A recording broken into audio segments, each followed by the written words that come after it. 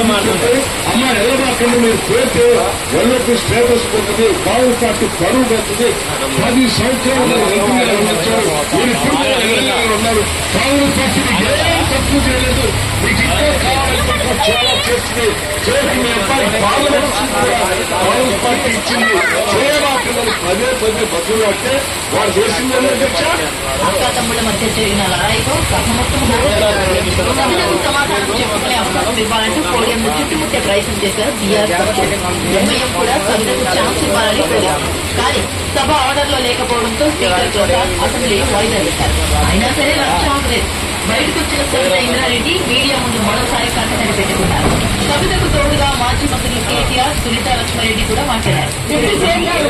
చాలా గౌరవం ఉంటాం, గౌరవంగా మాట్లాడతాం.